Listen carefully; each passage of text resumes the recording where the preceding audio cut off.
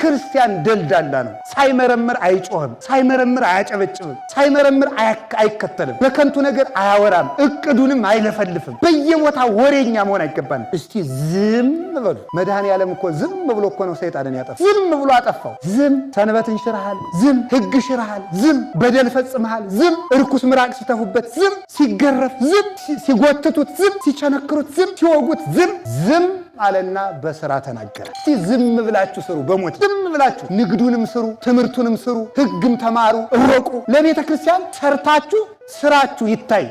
ሁለት መነኮሳት 58 ዓመት በዝምታቸው ሰይጣንን አላግጠውበታል። ሰይጣን እቅዳችን የሚያበላሸው እየሰማን ዝም እንዲሁ በሞቴ አፈርሰውን። ከዛሬ ጀምሮ በየፌስቡኩ መለፍለፍ አቁሙ። ዝም በሉና ስራ ስሩ። ዝም ብላችሁ ጥያቄ ልጠይቃችሁ የእግዚአብሔር ሰዎች፣ ሰይጣን ቤተ እግዚአብሔር ይገባል አይገባም? ይገባል። አይታችሁታል? ሰይጣን ቤተ እግዚአብሔር ይገባል አይገባም? ይገባል።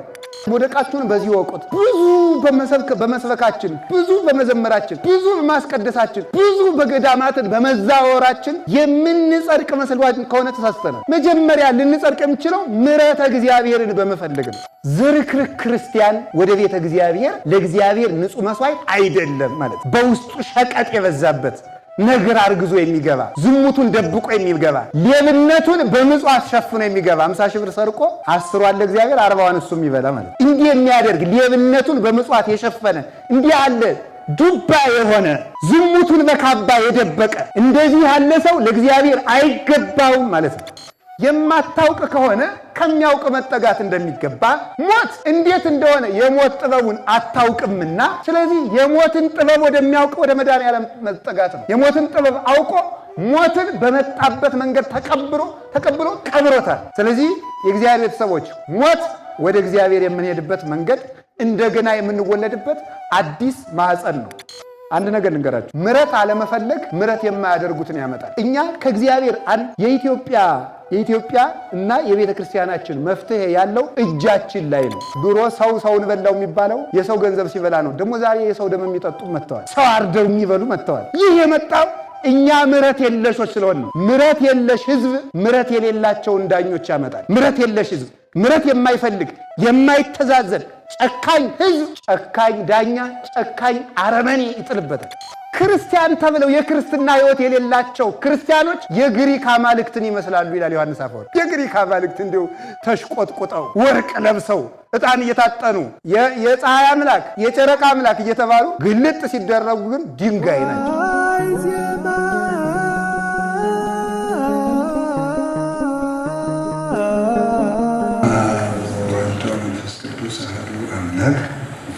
በባህሪው ሞት በመንግስቱ ሽረት የሌለበት ቅድመ ዓለም የነበረ ዛሬም ያለ ዓለምን አሳልፎ የሚኖር የአባቶቻችን አምላክ ቅዱስ እግዚአብሔር ኃጢአታችን ታግሶ እስከዚች ሰዓት ስላቆየን ስሙ የተመሰገነ ይሁን።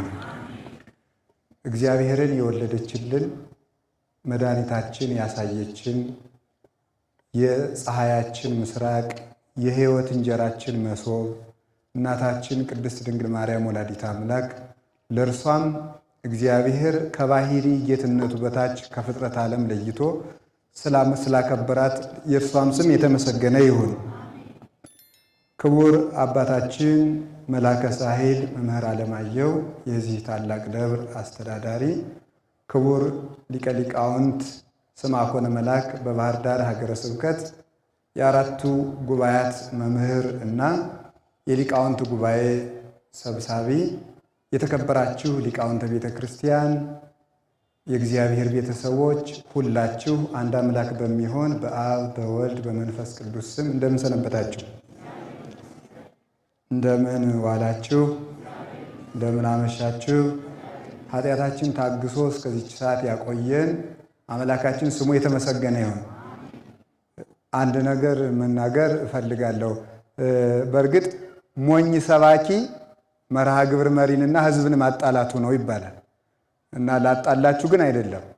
እና እግዚአብሔር በሚያውቀው እኔ የዩኒቨርሲቲ መምህር አልነበርኩም፣ እግዚአብሔርን የሚያውቀው እና አንዳንድ ጊዜ ቅዱስ ኤጲፋኒዎስ ምን ይላል? ዝናው ከስራው የበለጠበት ሰው ወራዳ ነው ብሎ ይነገራል። ስለዚህ እኔ እንደዚህ አይደለሁም። ለነገሩ የዩኒቨርሲቲ መምህርነት ክብር አይደለም።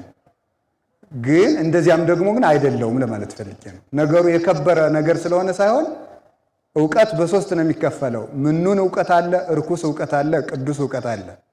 የተናቀ እውቀት፣ የረከሰ እውቀትና የተቀደሰ እውቀት ተብሎ የተቀደሰ እውቀት የእግዚአብሔር ነው የምታውቁት። የረከሰ እውቀት ጥንቆላውንና ይሄን ጦርነቱን ተንኮሉን የመሳሰለው ነው። ምኑን እውቀት የሚባለው እርኩስም አይደለም ቅዱስም አይደለም፣ ዝም ብሎ ሰው ለእንጀራ የሚማረው የተናቀ እውቀት ይባላል። የትኛውም የጥናት ዘርፍ በእግዚአብሔር ፊት ሞገስ የሚያሰጥ አይደለም ለቅድስና ካልተጠቀሙት በቀርና ይሄ የተናቀ እውቀት ነው። ማንኛውም የትምህርት ዘርፍ በዚህ በዓለሙ ያለው የተናቀ ነውና እኔ እውቀቱን አከብራለሁ፣ እንደዚያ ግን አይደለውም። እና ሌላው ደግሞ እኔ ብሉይና ሐዲስ ደብረ ሃይማኖት መካነ ኢየሱስ ቤተክርስቲያን ተምሬያለሁ። መካነ ኢየሱስ ሲባል እንዳትቆጡሽ፣ መካነ ኢየሱስ እኛ ሰዎች ስለተጠቀሙበት የኛ ቤተክርስቲያን ያላደለ እንዳይመስላችሁ ብዬ ነው። መካነ ኢየሱስ የሚባሉ አባታችን አቡነ ተክለ ሃይማኖት ሞተለሚን አጥምቀው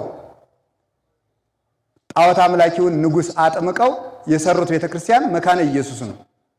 እና ሌላም እኔም ከጥንት ጀምሮ ብሉያቱ ሐዲሳቱ የሚፈልቅበት የጉባኤ ትርጓሜ ቤት በቅባትና በጸጋ በካቶሊክ ዘመን የክደት እንክርዳድ ያልገባበት ንጹህ ምንጭ የሚቀዳበት ጉባኤ ቤት ደብረ ሃይማኖት መካነ ኢየሱስ ነው የሚባለው። እዚያ ብሉይና ሐዲስ ተምሬያለሁ።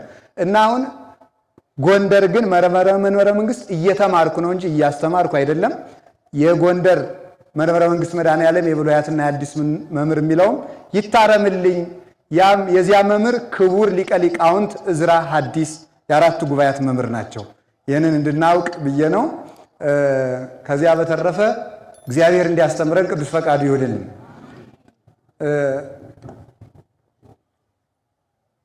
ላስተማሩን ለሊቀ ሊቃውንት ስምዐኮነ ቃለ ሕይወትን ያሰማልን። ትናንትና አንድ መምህር ምን አሉኝ መሰላችሁ? ሊቀ ሊቃውንት ሲያስተምሩ ትዝ ስላለኝ ነው። እርሳቸውም ያውቋቸዋል። ጎንደር ነው የሚኖሩት። የመጻሕፍተ መነኮሳት መምህር ናቸው። እኔንም አስተምረውኛል። እና እሳቸው ምን አሉኝ? እኔስ የመከር ጊዜው ዛሬ ነው መሰል አሉኝ። አሁን ነው የሚመስለኝ። እኔ ግን ለምንድን ነው ሲባል በመከር ጊዜ ንጹህ ስንዴውን ወደ ጎተራ ይወስዳል ተብሎ ነበረ። ገለባውን በሳት ይጣላል ተብሎ ስለ ምጽአት ነበር የተነገረ። አሁን ግን እግዚአብሔር ወዳጆቹን እየለቀመ ወሰደ። እንክርዳዶቹ ቀረን መሰል። አሁን እየሞቱ ያሉት በእርግጥ ንጹህ ስንዴዎች ናቸው። ሕፃንም ይሁን ወጣትም ይሁን የተሻለ ዘመን የከፋ ዘመንን ሳይወዱ ንጹሃን ስንዴዎች ናቸው።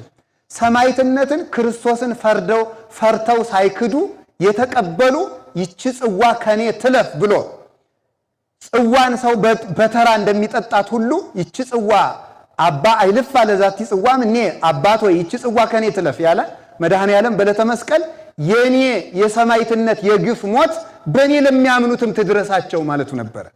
ያቺ ደርሳቸው መከሩ እየተፈጸመ ነው። ወዮ ስለሞቱት ስለታረዱት ደማቸው ስለፈሰሰው ስለተቸገሩ ስለተሰቃዩት ክርስቲያኖች ሳይሆን እንክርዳድ እንዳንሆን ለተረፍነው ወዮታ ያስፈልገናል ብለው ነግረውን ነበርና በመከር ጊዜ ስንዴ ሆነን ለመገኘት ያብቃን። እንግዲህ እኔ ጋር ወደ እንማማርበት ርዕስ ስንሄድ መቃብረ ፍትወት በሚል ርዕስ ነው የምንማረው። የምኞት መቃብር በሉ እስኪ አንድ ጊዜ ሁላችሁ። የምን መቃብር አይደላችሁ አላችሁ? አንድ ጊዜ ድገሙት። ሁለተኛ ድገሙ።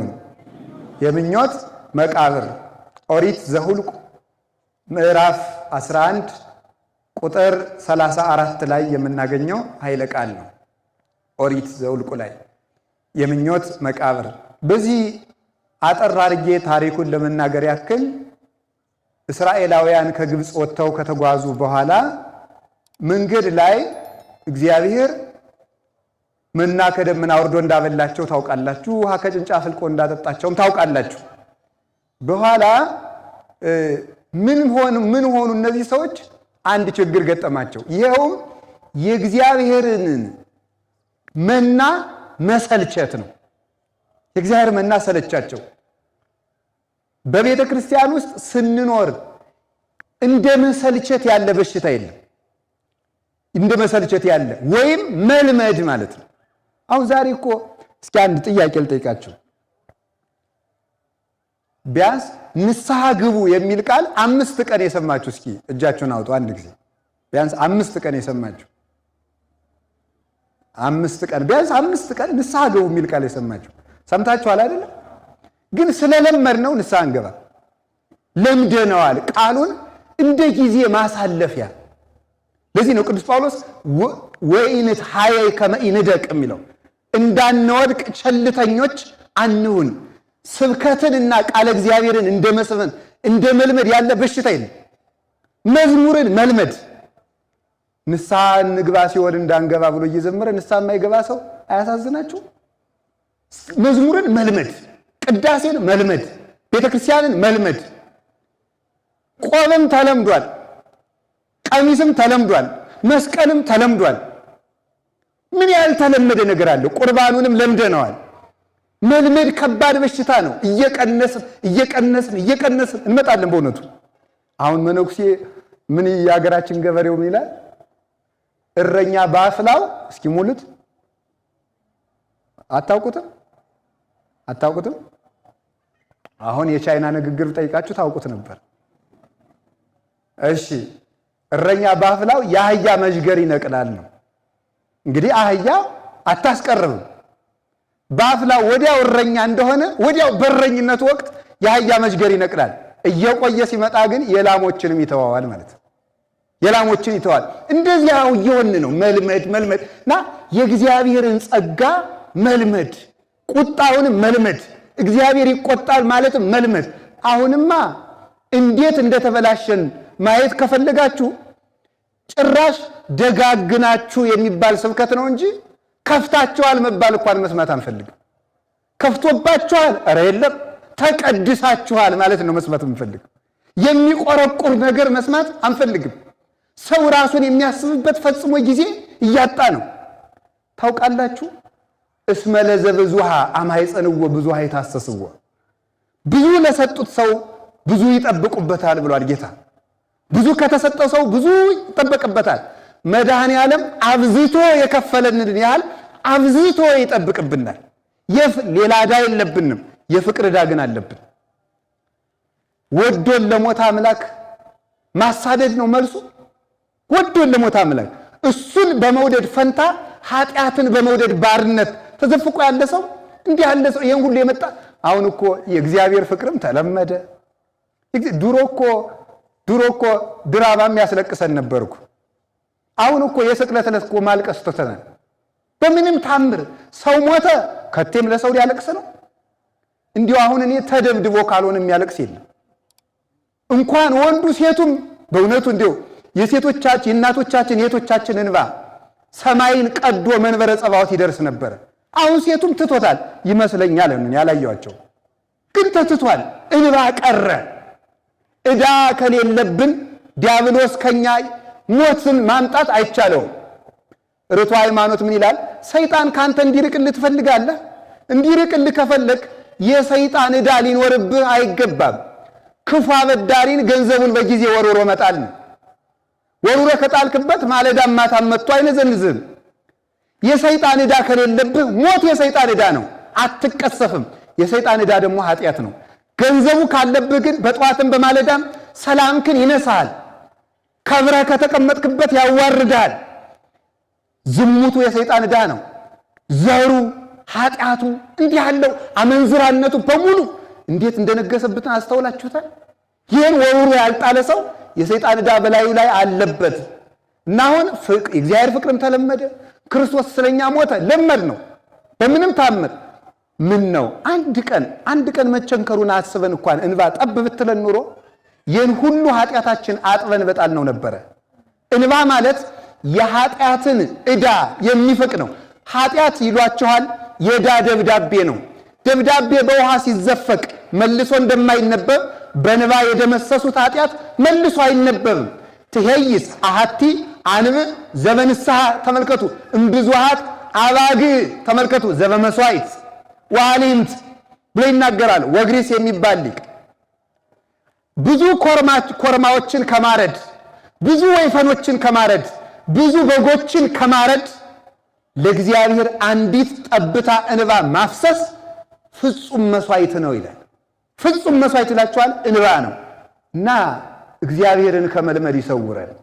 እግዚአብሔርን መልመድ በጣም ከባድ ነው። እግዚአብሔርን መውደድ እንጂ መልመድ ደፋርነት ተገቢ አይደለም እና የእግዚአብሔር ጸጋ ሰለቻቸው ስለለመድ ነው።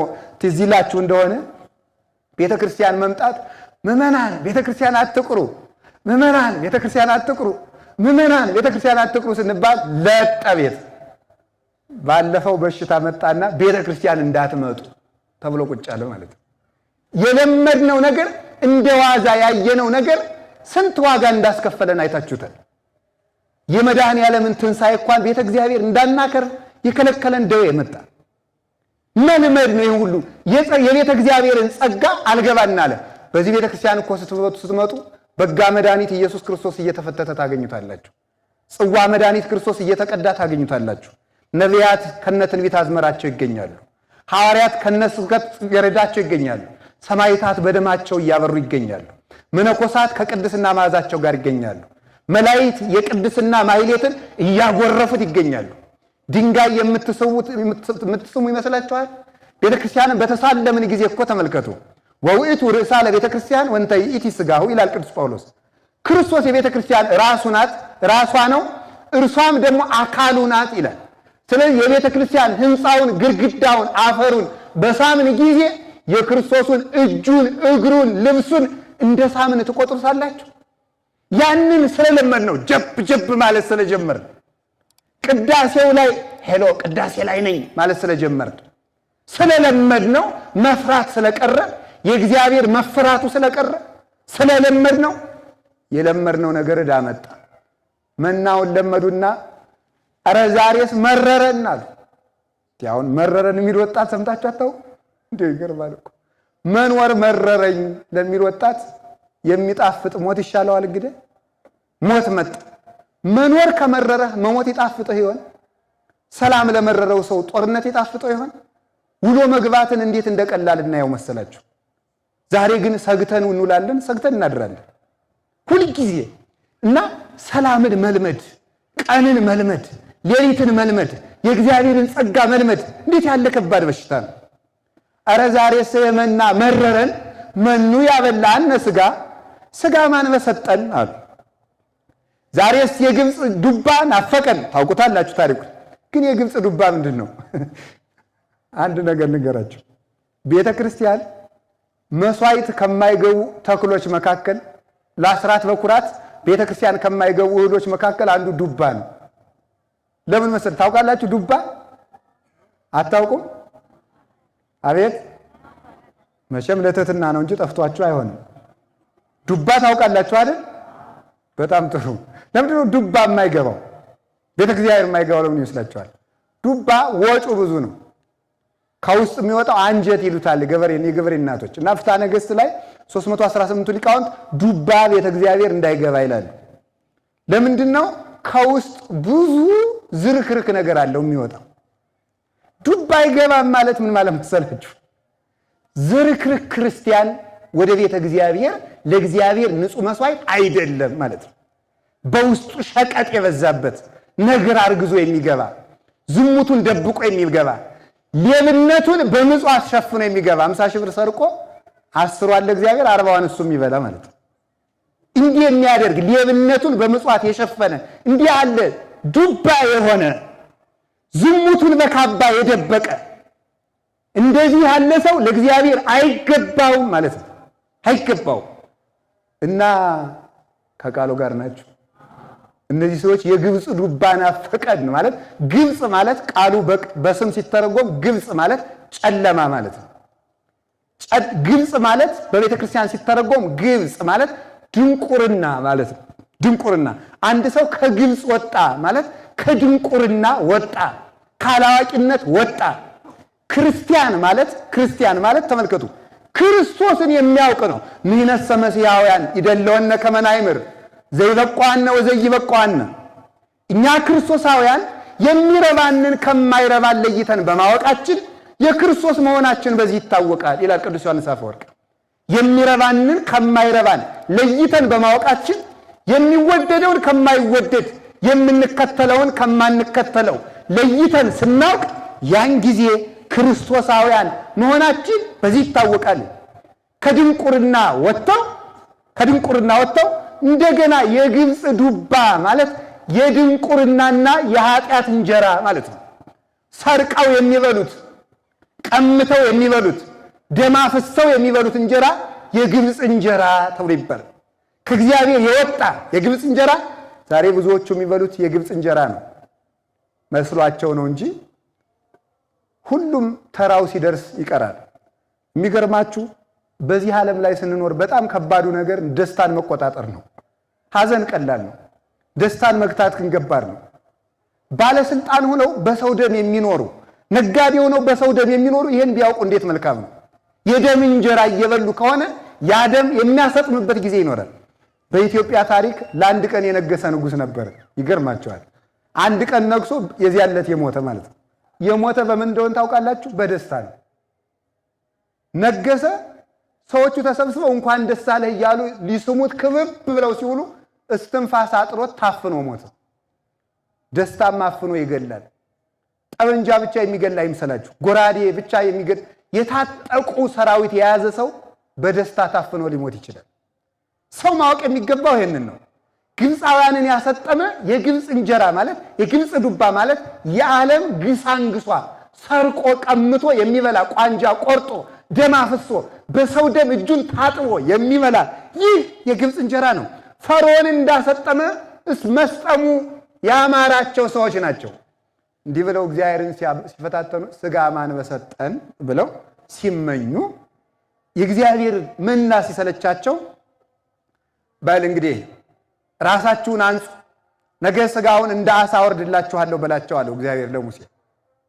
ስጋው ወረደላቸው። ሁሉም ሰው እየሳሳ ባፉ በላ። አፋቸው ላይ እንዳለ ወተት ለሚፈልግ ወተት፣ ስጋ ለሚፈልግ ስጋ፣ ቅቤ ለሚፈልግ ቅቤ ሆነላቸው አፋቸው ላይ። ወንዘ አዲ መብልኦሙ ወመጻ መቅሰፍተ እግዚአብሔር ላይ ሊሆሙ። ስጋ አፋቸው ላይ እንዳለ ሳይውጡት እግዚአብሔር እባብ አስነሳና በእባብ ቀሰፋቸው። ሁሉም አለቁ። ያን ጊዜ በምኞት የተቃጠሉት በሙሉ እዚያው ረገፉና እዚያው ተቀበሩ። ወሰመይዎ ስሞ ለውእቱ መካን መቃብረ ፍቶት እስመ ቀበርዎሙ በህየ ለለፈተው ሕዝብ ይላል። የተመኙትን ሰዎች በዚያ ቀብረዋቸዋልና ስለዚህ ያ ቦታ የምኞት መቃብር ተባለ ይላል። የተመኙትን ያላግባብ የተመኙትን በዚያ ስለቀበሯቸው ምኞታቸው የቀበራቸው ሰዎች የተቀበሩበት ቦታ ምን ተባለ? የምኞት መቃብር ማለት ነው። ለምን ሲባል እዚያ ረግፈው የቀሩት በምኞታቸው ነው። ስለዚህ እነዚያን ሰዎች ማን ቀበራቸው ስትሉ ምኞታቸው። ምኞታቸው በሉ ምን አላችሁኝ? ሌሎቹ ተመልከቱ፣ ወግዕዙ እንፍቶተ መቃብር ተመልከቱ። ሌሎቹ ግን የተረፉት ያልተመኙት ብቻ ከዚያ ወጥተው በሌላ ቦታ አደሩ ይላል።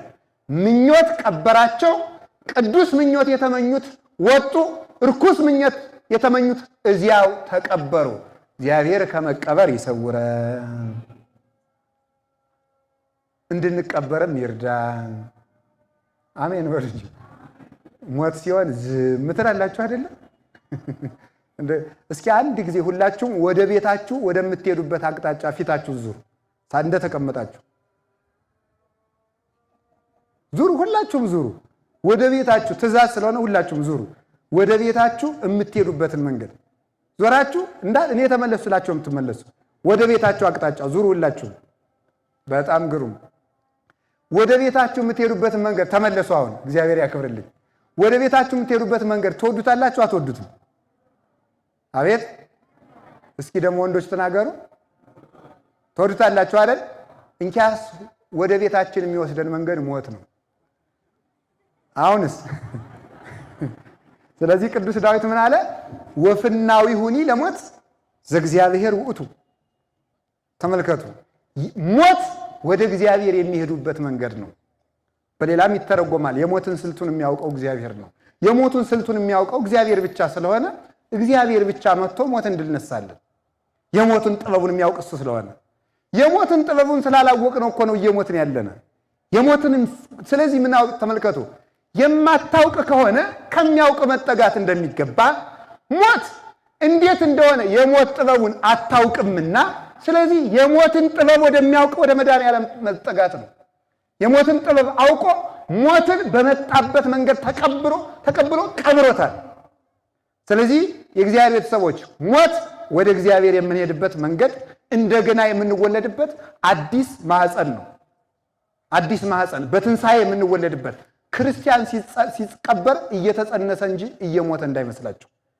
ለምርጥ ልደት፣ ለተመረጠ ልደት፣ ምርጦች ለሚወለዱበት ለብርሃን ልደት እየተጸነስ ነው። ሰው ከጥምቀት ይጸነሳል፣ ከመምህር ይጸነሳል፣ ከእናቱ ይጸነሳል፣ ከመቃብር ይጸነሳል፣ ከእንባ ይጸነሳል፣ ከንስሐ ይጸነሳል። ከነዚህ ማህፀኖች ይወለዳል። እነዚህ ሰዎች ስለዚህ እንድንቀበር ይርዳል። እሺ፣ እነዚህ ሰዎች በዚያ ተቀበሩ። ወደ ትምህርታችን እንምጣና ባጭሩ ትምህርቱን ልጠቅላችሁ፣ መሰረታዊ ሐሳቡን ወይም ፍቹን ነግሬያችሁ። በዚህ ዓለም ላይ ሰውን የሚቀብረው ምኞቱ ነው። ዲያብሎስን መጀመሪያ የቀበረው ምንድን ነው? ምኞቱ ነው። አምላክ መሆን እፈልጋለሁ ማለቱ ቀበረው። ባደረ ጨለማ ተጠቅሎ እንዲወድቅ አደረገው። ምኞት ዲያብሎስን በጥልቅ መቃብር ቀበረው። ዲያብሎስ ሲኦል ወይም እንጦሮጦስ መውረዱ አይደለም ተቀበረው የሚባለው። አንድ ሰው ተቀበረ የሚባለው በተቆፈረ 3 ክንድ ከስንዝር ጉድጓዱ ሲቀበር አይደለም፣ ወይም ሲኦል ውስጥ ሲገባ አይደለም። ሰው ተቀበረ የሚባለው ከእግዚአብሔር ምሕረት ውጭ ሲሆን፣ ከእግዚአብሔር ምሕረት ውጭ የሆነ ዕለት ያ ሰው ተቀበረ ተብሎ ይነገራል። ምን መሰላችሁ? ሰይጣን አሁን ይገርማችኋል፣ አንዱ በሽታው ሲኦል ገብቶ እሳት መቃጠሉ ሳይሆን አንደኛ ምሕረት አይሰማም። ምሕረት አያደርግም። እሱ ብቻ አይደለም፣ ምሕረት አይፈልግም። የሚገርመኝ እኔ ነው። ሰይጣን እግዚአብሔር ልማረህ ቢለው እንኳን ምሕረት እንዳይፈልግ ሆኗል። አንድ ሰው ዲያብሎስ መሆኑን የምታውቁት ጥያቄ ልጠይቃችሁ፣ የእግዚአብሔር ሰዎች፣ ሰይጣን ቤተ እግዚአብሔር ይገባል አይገባም? ይገባል አይገባም? ይገባል። አይታችሁታል? ሰይጣን ቤተ እግዚአብሔር ይገባል አይገባም? ይገባል አይገባም? እሺ፣ በጣም አንድ ነገር ተቀብላችሁ ከኔ በሉ፣ ሰይጣን በሉ። ምሕረት አያደርግም፣ ምሕረት አይሰማም፣ ምሕረት አይፈልግም።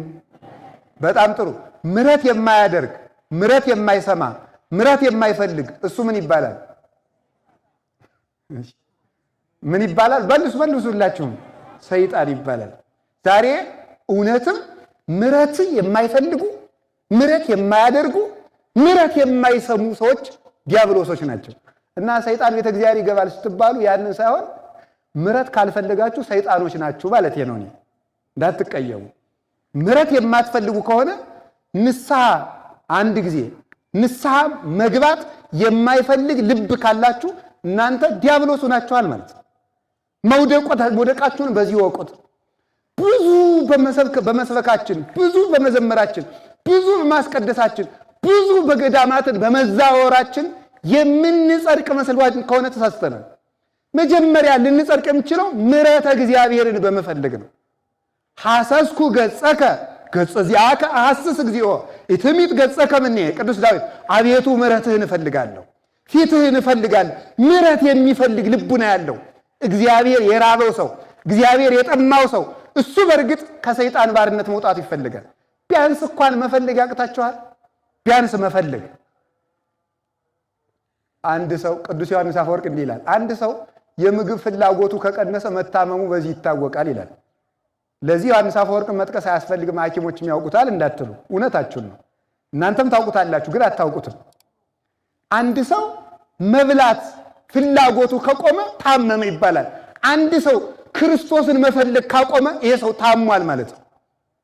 ቢያንስ ይቅር እንዲለው ይቅርታውን የማይፈልግ ከሆነ ይቅር ለመባል ወደ ቤተ እግዚአብሔር ወደ ንስሐ የበደለኛነት ስሜት የማይሰማው ከሆነ ኃጢአቱን የማስታወ የሚያይ ዓይን ካጣ የራሱን ሕሊና የሚሰማ ጆሮ ካጣ ይሄ ሰው በእርግጥ ከዲያብሎስ እቅፍ ውስጥ የተጠጋ ከእግዚአብሔር እቅፍ የኮበለለ የዲያብሎስ የበኩር ልጅ ለመሆን አቅዷል ማለት ነው። ምሕረት መፈለግ እንዴት ያለ ሀብት መሰላችሁ! አሁን ዛሬ ሰው ምሕረት አይፈልግ፣ ምሕረት አይሰማ፣ እግዚአብሔር ለማይረባ አይምሮ አሳልፎ ሰጥቶታል የተባለ ስለዚህ ነው። አንድ ነገር ልንገራችሁ፣ ምሕረት አለመፈለግ ምሕረት የማያደርጉትን ያመጣል። እኛ ከእግዚአብሔር የኢትዮጵያ እና የቤተ ክርስቲያናችን መፍትሄ ያለው እጃችን ላይ ነው። በቀረ እየሄዳችሁ በእንዲህ ያለ ገዳም ያሉ ባይታዊ በጥር እንዲህ ነገር ይመጣል ብለዋል ብትሉ የሚሆን ነገር የለም። በመጋቢት እንደዚህ ይሆናል፣ በየካቲት እንደዚህ። አንዳንዱ ሰውማ ቁጭ ብሎ ኃጢአቱንም በደንብ እየሰራ ምንም ንስሐ ሳይገባ ቁጭ ብሎ የሆኑ ሰዎች ሰማዕትነት ከፍለውለት እግዚአብሔር በታምራት ድብልቅልቅ አርጎ ፀሐይ እንዲያወጣለት ይፈልጋል። ሞኝ አትሁኑ። እየቀለዱ በእግዚአብሔር ቸርነት መቀለድ የለም። ስለዚህ እጃችን ላይ አለ። ከተስተካከል ምሕረቱን ከፈለግን ምሕረት የማያደርጉትን ወይ ልብ ይሰጣቸዋል፣ የማይፈልጉ ከሆነ በራሳቸው መዓት ያሰጥማቸዋል። ምሕረት የሌላቸውን አይታችኋል። ነፍሰ ጡሮችን ሆዳቸውን ቀደው ሕፃናትን የሚያርዱ የመጡት እኮ እኛ ምሕረት ባለመፈለጋችን ነው። ምሕረት ባለመፈለጋችን ሰውን ድሮ ሰውን በላው የሚባለው የሰው ገንዘብ ሲበላ ነው። ደግሞ ዛሬ የሰው ደም የሚጠጡ መጥተዋል። ሰው አርደው የሚበሉ መጥተዋል። ይህ የመጣው እኛ ምሕረት የለሾች ስለሆን ነው። ምሕረት የለሽ ሕዝብ ምሕረት የሌላቸውን ዳኞች ያመጣል። ምሕረት የለሽ ሕዝብ፣ ምሕረት የማይፈልግ የማይተዛዘን ጨካኝ ሕዝብ ጨካኝ ዳኛ፣ ጨካኝ አረመኔ ይጥልበታል። አንድ ጊዜ ነው አሉ ንጉሱ እያስቀደሱ ነው። እንግዲህ ሰምታችሁታል ደጋግማችሁ። ንጉሱ እያስቀደሱ አነግስ ብእሴ መደለወ ይላል ዲያቆኑ። ክፉ ዳኛ አነግሳለሁ የሚለውን ያነባል ንጉሱን ለመንካት። ክፉ ዳኛ አነግሳለሁ እየደጋገሙ ኢዮብን ነው ሲጀመር ቅዳሴ ላይ ጳውሎስ ነው እንጂ ኢዮብ አይነበብም። እንደው እሳቸውን ለማለት ብሎ ነው ሲል የተማሩ ስለነበሩ የድሮዎቹ ክርስቲያኖች ምን ብለው መለሱለት? አነግስ ብእሴ ክፉ ዳኛ አነግሳለሁ ብሏል እግዚአብሔር የሚለው ሲያነብ በይንተ እከየ ሕዝብ የሚለውን ጨምረው እንጂ አለ። ስለ ሕዝቡ ክፋት የሚለውን ጨምረው እንጂ አለ። ስለ ሕዝቡ ክፋት ክፉ አመጣለሁ የሚለውን ጨምረዋል። የራሳችን ክፋት አውሬዎችን ያበቅላል። በእውነቱ ማለት የራሳችን ክፉ ምኞታችን፣ ጸጋን ማቅለላችን፣ የእግዚአብሔርን ጥበቃ ማቃለላችን ነው ይህን ሁሉ የሚያመጣው ማለት ነው። ዲያብሎስን የቀበረው ምኞቱ ምሕረት የለሽ መሆኑ ምሕረት እንዳይኖረው እንዳይደረግለት ተደርጎ ተቀብሮ። ለዚህ ነው አንዳንድ ጊዜ ጠንቋዮች ውሸታም የሚሆኑት። አንዳንድ ጊዜ ሳይሆን ሁልጊዜም ውሸታም ይሆናል። ግን አንዳንድ ጊዜ ያልኳችሁ ለምንድን ነው? ከቃሉ ጋር ናችሁ። ሰይጣን ይገርማችኋል፣ ምሕረት አይሰማም ብያችኋለሁ። ምሕረት አይሰማም፣ መዓት ግን ይሰማል። ለምሳሌ ቤተክርስቲያንን የሚጠብቁ ሁሉም መላእክት ይጠብቃሉ። ግን ለዚህ ስራ የተመደቡ 9 መላእክት አሉ ቤተክርስቲያን ግቢ ውስጥ። 2ቱ በር ላይ አሉ፣ 2ቱ እዚህ አሁን ዙሪያው ላይ አሉ። 2ቱ ቀኔ ማይሌት አሉ። ስንት ሆኑ? 6። 2ቱ ቅድስት ላይ አሉ። ስንት ሆኑ? 8። አንዱ መቅደስ ላይ አለ። መቅደስ ላይ አለ። አስታውሉ። ታዲያ አገር ሲበደል፣ ድሃ ሲበደል፣ ፍርድ ሲጓደል 2ቱ አገር ተበደለ፣ ፍርድ ጎደለ፣ ግፍ የሚሰማ ጠፋ ብለው እዚህ ላሉት ይነግራሉ። ስርዓት ለመጠበቅ ነው እንጂ እግዚአብሔር በቅደም ተከተል የሚሰማ አምላክ ሆኖ አይደለም። እዚህ ደግሞ ያሉት ተመልከቱ፣ 2ቱ ቅድስት ላሉት ይናገራሉ። ቅድስት ያሉት ቅኔ ማህሌት ያሉት ቅድስት ላሉት መቅደስ ያሉት ደግሞ ለሊቀ መላእክት ለቅዱስ ሚካኤል ይናገራል። ሊቀ መላእክት ቅዱስ ሚካኤል ግፉን ለእግዚአብሔር ያቀርባል። እግዚአብሔር አይሰማም እንዳትሉ። ታዲያ እግዚአብሔር እስራኤልን የማይሰማ ሆኖ ነው ሙሴ ይነግረው የነበረው? ይሰማል፣ የሥርዓት አምላክ ስለሆነ ነው እንጂ። በኋላ ተመልከቱ፣ ቅዱስ ሚካኤል ሲያቀርብ እግዚአብሔርም ይችን አገር ፍርድ የጎደለባት ድሃ የተበደለባት ደም እንደ ጎርፍ የሚፈስባትን አገር በሰይፍ ፍጁ ብሎ መቅሰፍት ያዛል። ይህንን ሰይጣን ይሰማል። ከዚያ በኋላ እስኪ አንድ ሐሳብ ልንገራችሁ። መቅሰፍት የሚጀምር ሀ ከመቅደስ ለ ከመቅደስ ውጭ ምረጡ እስኪ በሉ። ከመቅደስ ውስጥ ነው ውጭ ነው የሚጀምረው? ከውስጥ ነው የሚጀምረው። በረከትም የሚጀምረው ከዚህ ነው። መቅሰፍትም የሚጀምረው እዚሁ ነው። ከዚያ ቅዱስ ሚካኤል መቅሰፍቱን ያመጣል። መቅደስ ላለ ይጀምራል። ከመቅደስ እያጨደ ይወጣል ማለት ነው። እያጨደ ይወጣል። ይህንን ጥራጊውን መስሎ ኗሪውን እንደ ዳጎን ያለውን ክርስቲያን ተብለው የክርስትና ሕይወት የሌላቸው ክርስቲያኖች የግሪክ አማልክትን ይመስላሉ ይላል ዮሐንስ አፈወርቅ። የግሪክ አማልክት እንዲሁ ተሽቆጥቁጠው ወርቅ ለብሰው ዕጣን እየታጠኑ የፀሐይ አምላክ የጨረቃ አምላክ እየተባሉ ግልጥ ሲደረጉ ግን ድንጋይ ናቸው። በስም ግን አምላክ ተብለው ይጠራሉ። በሕይወት የማይኖር ክርስቲያን እሱ ጣዖት ነው። ልብስ ለብሶ ስም ለበስ ክርስቲያን እሱ ሕይወት የሌለው ክርስቲያን ገለባ ነው። እያጨደ ይወጣል። እየጠረገ ለሀገር መቅሰፍት ይደርሳል። ስሙማ በረከትም በክርስቲያኖች ላይ ለሀገር ይወርዳል፣ መቅሰፍትም በክርስቲያኖች ላይ ለሀገር ይወርዳል። ለየትኛውም መቅሰፍት ምክንያቱ እኛው ነን፣ ሌላ እንዳይመስላችሁ። የክርስቲያን ስሙ እስኪ ጌታ ምን አለ? እናንተ የምድር ጨው ናችሁ አለ። ጨው አልጫ ከሆነ በምን ይጣፍጣል አለ። በጣም ጥሩ። ክርስቲያን የዓለም ጨው ነው። ክርስቲያን የዓለም ጨው ከሆነ ክርስቲያን አልጫ ከሆነ ዓለም በምን ይጣፍጣል? አልጫዎቹ እኛው ነን። ጨው ሆነን ነበር፣ አልጫውን መጣፈጣችን ቀረ፣ ማቃጠሉ ቀረ። ጨው እኮ ከእሳትም ከውሃም ነው የተፈጠረ። ስጋን ከመፍረስ ከመበስበስ ይጠብቀዋል ይላሉ ሊቃውንት ሲተረጉሙ። ጨው በእሳትነቱ ትሎችን እያጠፋ በውሃነቱ እያነጻ ስጋ ትል እንዳያፈራ የሚጠብቀው ጨው ነው። ከመፍረስ ከመበስበስ የሚጠብቀን በንስሐ የሚያጥበን በእሳታዊ ስጋውና ደሙ የሚያነጻን እውነተኛው ጨው ኢየሱስ ክርስቶስ ነው። ይህ ጨው ያለበት አካል ደግሞ የክርስቲያኖች ሰውነት ነው። እኛው አልጫ ስለሆን ቤተ መንግስትም በሉት ቤተ ክህነትም በሉት ትምህርትም በሉት ጤናም በሉት ፍልስፍናም በሉት ሳይንስም በሉት ክርስቲያኖች ካላጣፈጡት ሊጣፍጥ አይችልም። የሚጣፍጠው በእኛው ነው። እኛው ከመረርን ዓለምማ መራራ ናት። መራራና መራራ ተገናኝተው ጣፋጭ ሊፈጥሩ አይቻላቸውም። እኛም ከመረርን ዓለምም ከመረረች ማንን አጣፋጭ ይሆናል? ዓለምን የሚያጣፍጠው ክርስቲያን ብቻ ነው። ድሮስ ሰይጣን መልአክ እንዲሆን ትፈልጋላችሁ እንዴ? አይሆንም። መልአክ እንጂ መልአኩ ነው የሚቀጥለው። ክርስቲያን ካልሆነለት ድሮስ ማን ሰላም እንዲሰጠን ትፈልጋላችሁ? እኛው የተውነውን ሕይወት ማን መጥቶ እንዲያቃናልን ትፈልጋላችሁ? ከቃሉ ጋር ናችሁ። አዲያ ሰይጣን ምረት ስለማይሰማ ይገርማችኋል። ስለማይሰማ ይሄን ዓለም ቅሰፉ ሲባል ይሰማል። እገሌን በዚህ እድሜው ቅሰፉ ሲባል ይሰማል። ማት ይሰማል፣ ምረት አይሰማም። ከዛ እነ ቅዱስ ሩፋኤል እነ ቅዱስ ኡራኤል እነ ቅዱስ ገብርኤል ሚካኤል ይገቡና መሐሮሙ እግዚኦ ወተሳሃሎሙ አቤቱ ይቅር በላቸው ብለው ይለምናሉ። ይህንን አይሰማም ሰይጣን። ወይም ጠንቋዩ በዚህ ዓመት ትሞታለህ ይላል፣ በ30 ዓመት ትሞታለህ ብሎ ይናገራል። ማዕቱን ሰምቶ ነው። ኋላ መላእክት የዘንድሮን ተዋት ብለው ይለምኑና በቃ 20 ዓመት ይጨመርለት ሲል እግዚአብሔር ሰይጣን አይሰማም። ምክንያቱም ምረት ስለማይሰማ እዚያ በኋላ ጠንቋዩ ወሬ እንዳናፈሰ ይቀራል ማለት ነው። ማት እንዳወሩ የሚቀሩ ለዚህ ነው። ብዙ ጊዜ ይመስላችኋል እንጂ በዚህ ዘመን የበቁ የሚመስሉን እንደ ባይታውያንም የሚመስሉ እንደ አዋቂም የሚመስሉ ጠንቋዮች፣ በእምነት ድርጅት የሚነግዱ እንደዚህ አይነት ሰዎች እንዲህ ታረጋለህ አይደል እንዲህ ታረጋለህ ሲል በስመ አብ የምድር እግዚአብሔር እንላለን እኛ። ሰይጣን ማት ያውቃል፣ ምረት አያውቅም። መፍትሄ አይነግሩም፣ ችግር ግን ይዘረዝራሉ። መዝኗቸው አሁን ያሉትን በሙሉ እንዲህ ብል ይርባሃል፣ ጠብጠብ ይልሃል፣ ከሰው ጋር ትጣላለህ፣ ያንጫንጫል እኮ ምን ላድርግ ስንል የለም እንደዚህ ያደርግሃል ብቻ ነው። ማት የሚያወሩ መፍትሄ የሌላቸው ዲያብሎሶች ናቸው። ዲያብሎስ እንዲህ ምረት የለሽ ብሎ ተቀብሮ እንዲቀር ያደረገው ምኞቱ ነው። እኛንም 5000 ዘመን ቀብሮን የኖረ ምኞት ነው።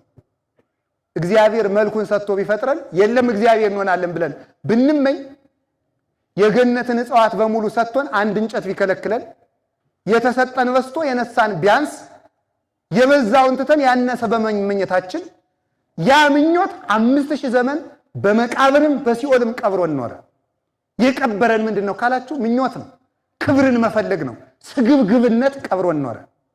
ያልተሰጠንን መፈለግ። እግዚአብሔር ብዙ ሰጥቶን አንድ ስለነሳን ብቻ በየጠንቋዮቹ የሚዞር በጣም ብዙ ሰው አለ። ስንት አድርጎልን ስጋውን የሰጠን መድኃኔዓለም ጨጓራ በሽታ ያድነንም ተብሎ ጠንቋይ ቤት ይከዳል? አንዳንድ ማለት እንቅጩን ብነግራችሁ አይሻልም? በጣም ስለሚያመኝ እኔ ማርያምንም ወዳታለሁ ክርስቶስም ወዳለሁ፣ ግን ከፓስተሮች እጄ ተፈውሼ በመጣም ችግር አለ የሚል ሰውም ስላለ ማለት ነው። እንቅጩን ለመናገር አሁን ለስጋው ያልሳሳ መድኃኔዓለም ለጤና ይሳሳል? ለደሙ ያልሳሳ እግዚአብሔር ደግሞስ ክርስቶስ ለኛ ሲል ተቸንክሮ እኛ ራስ ፍልጠት ላንችልለት ነው? ለሱ የምናሳየው ፍቅር ይሄ ነው? ይሄን ነው የምኞታችን መቃብር የበዛውን ማየት የሚችል አይን አተናል። በእውነቱ እንዴት ያለ ጸጋ ያለን እኮ መስላችሁ! እማምላክን እንደኛ ያለ ባለሀብት እኮና ባለጸጋ እኮ የለም። ማርያምን ያህል እናት ሰጥቶን ጸጋ የመላባት የማይደክሙ ጠባቂዎችን መላእክትን ሰጥቶን ምን ጎሎብን? አይመሽባቸው ፈጣኖች፣ አይደክሙ ኃያላን፣ አይሞቱ አይታመሙ ሕያዋን፣ ተራራና ገደል ወንዝና ሸለቆ አይጋርዳቸው ረቂቃን፣ ፈጣኖች እንደ እሳት እኛን መብላት ከመጀመሩ በፊት ከእሳት ቀድመው የሚገኙ ኃያላንን የሰጠን ነገስታት እኮ ባለስልጣኖች እኮ በሚሞቱና በሚክዱ ወታደሮች ነው የሚታጀቡት። እግዚአብሔር ይመስገን እኛ የምንጠበቅ ግን ዘላለም በማይርቁ በማያንቀላፉ ትጉሃን መላእክት ነው። ሁላችንም ስንወጣ ስንገባ። ለዚህ ነው መጽሐፍ ብቻዬን ነኝ ብለህ ከቤትህ ራቁትህን አትተኛ፣ ሰው ባያይህ ጠባቂ መልአክህ አይለይህምና ይላል። የማይለዩ ረቂቃን መላእክት አዛኞች የማይጸየፉ ተሰጥቶናል። ይህንን ሰጥቶን ከምግብ መርጦ ስጋውን ሰጥቶን፣ ከመጠጥ በላይ ደሙን ሰጥቶን፣ ከልብስ መርጦ ራሱን አልብሶን፣ ከሀገር መርጦ መንግሥተ ሰማያትን ሰጥቶን፣ ከሰይፍ መርጦ መስቀሉን ሰጥቶን፣ ከጫማ ይልቅ ወንጌልን አጫምቶን፣ እንዲህ ያለን ባለጸጎች በመሆን ሆነን ሳለን ትልቁን ሰላም ሰጥቶን ጥቂት ሰላም ፍለጋ ሁላችሁም መዝሙር ያልሰጣችሁን ሰላም ዘፈን ሊሰጣችሁ በየኢንተርኔቱ ስትርመሰመሱ የምትውሉ ትኖራላችሁ። እንኖራለን። ከድራማ እንዲሁ እኮ አይድረስ የራሳችሁ ህይወት ድራማ ሆኖ ድራማ ስታሻትቱ ትውላላችሁ። ሰው እኮ ራሱ ድራማ ነው። እኔ የኔ ንግግር አይደለም፣ ብዙ ሊቃውን ተናግረዋል። የድራማን ህይወት ማለት ድራማ ማለት ንጉስ ሆኖ መድረክ ላይ ይሰራል፣ ሲወርዳ ግን ያው ጋሽ ዘለቀ ከሆነ ጋሽ ዘለቀ ነው ሲወርድ። ለ40 ደቂቃ ግን ንጉስ ነበር። ይሄ ማለት መሰላችሁ በመድረክና በአደባባይ ክርስቲያን መስሎ የሚታይ በአፋ ግን ከቤተ ክርስቲያን መልአክ ከውጭ ሰይጣን የሚሆን ሰው ነው። እንዲህ ያለ ሰው ህይወቱ ድራማ ነው። በዚህ በእግዚአብሔር ቤት ያላገኘነው ሰላም የትም አናገኘው። እርካሽ ነገር ፍለጋ ህሊና ሰማያዊ አጣን። ከፍ ማለት አቃተን። አሻግሮ ማየት አቅቶና እስኪ ወደ ላይ ቀና ብለን እኮ የተፈጠርነው እኮ የሰማይ ሐሉ ዘበላይሉ ያለ ቅዱስ ጳውሎስ ተመልከቱ። ሐሊው ዘበላይሉ ያለው የላይኛውን አስቡ እንጂ ብሎ የተናገረው ለምንድን ነው? እባብ አትሁኑ። እባብ በልቡ ይሄዳል፣ መሬት ለመሬት ይሄዳል። እናንተ ግን እንደ ባለ ክንፍ እስከ የት እንብረር ካላችሁኝ ይላል። ተመልከቱ። እስከ አማ አሎ ተመልከቱ። እስከ ሀበ ሀሎ ወልደ ጓለመያው ይነብር በየማነ አቡሁ። እስከ የት ድረስ ልብረር ካልከኝ የሰው ልጅ ኢየሱስ ክርስቶስ በአባቱ ቀኝ እስከተቀመጠበት መንበር ከፍ ብለህ እንድታስብ የተሰጠ ንዑድ ክቡር ፍጥረት መሆን እንደምን ተረሳለህ ብሎ ይነገራል። ያ ምኞታችን ቀበረን። ሰው መሆን እኮ ትልቅ ጸጋ ነበር። ሰው በሉ ሰው በራሱ እኮ ሰውነት እኮ ራሱ አምላክነት ነው። ሰውነት ራሱ አምላክነት ነው። ሰው መሆን ሰው እኮ የእግዚአብሔር መልክ ነው። እስኪ አንድ ጊዜ ሁላችሁ እኔ የእግዚአብሔር መልክ ነኝ በሉ። ናችሁ? ግሩም የእግዚአብሔር መልክ ነኝ ብላችኋል። ያ ማለት ምንም ነውር የለብኝም ማለት ነው። ስንፈጠር ነበርን፣ እውነታችሁን ነው። ኋላ ግን ተለውጠናል። የተሰጠንን አሁን እግዚአብሔር ያሳያችሁ።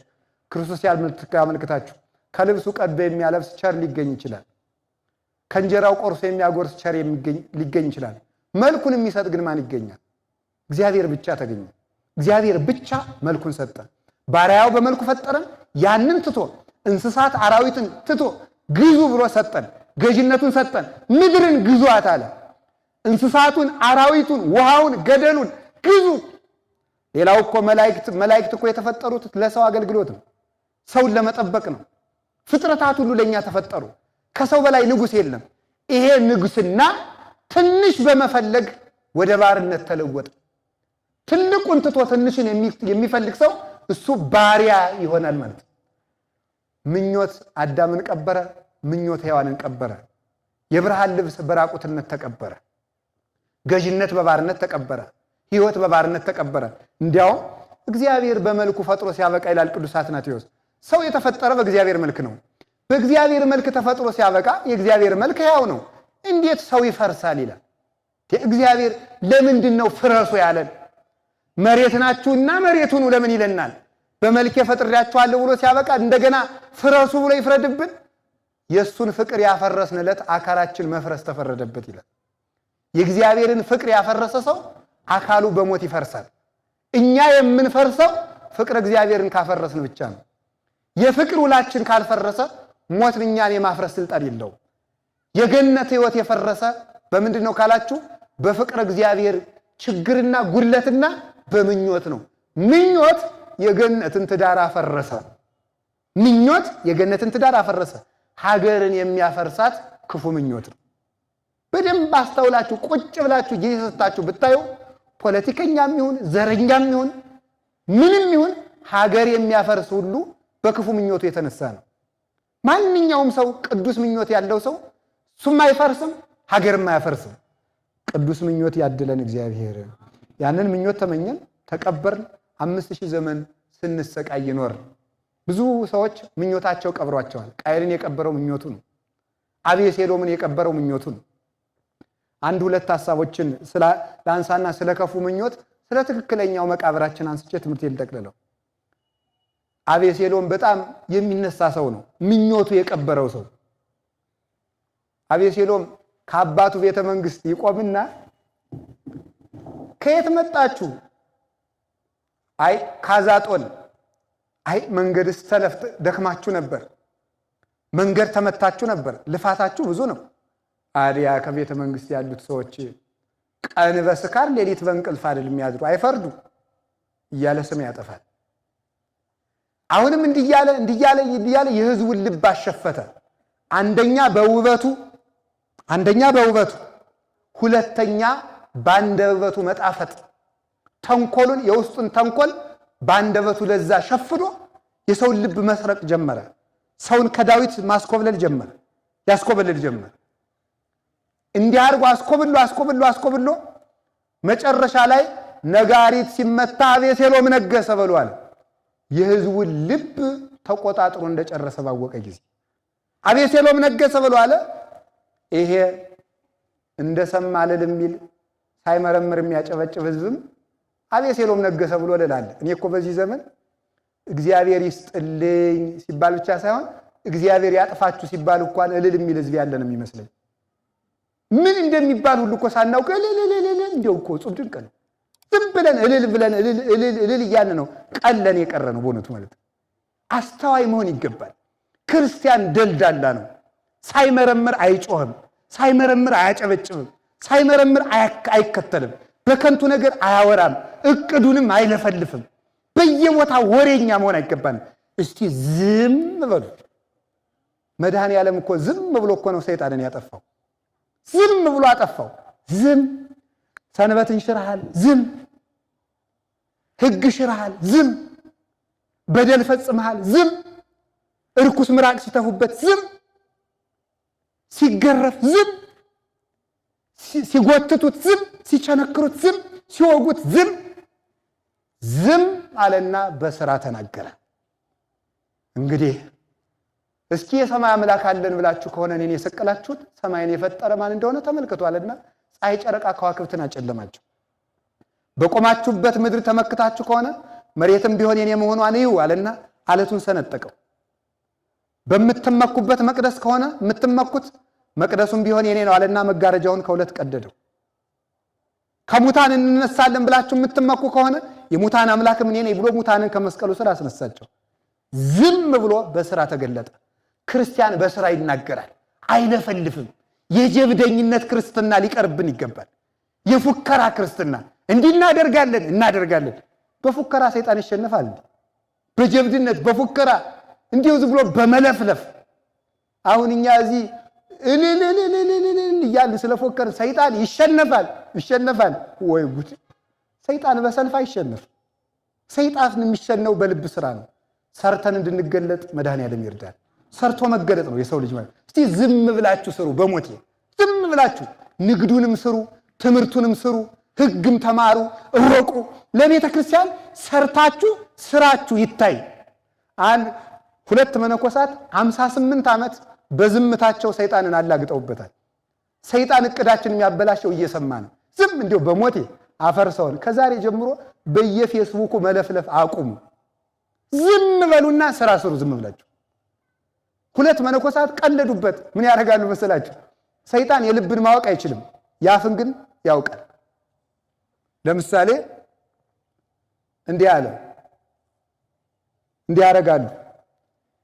በዓት ሊያጸኑ ሲፈልጉ ስንት ዓመት ከዚህ ገዳም ተቀመጥ እስኪ እንዙር ይላሉ።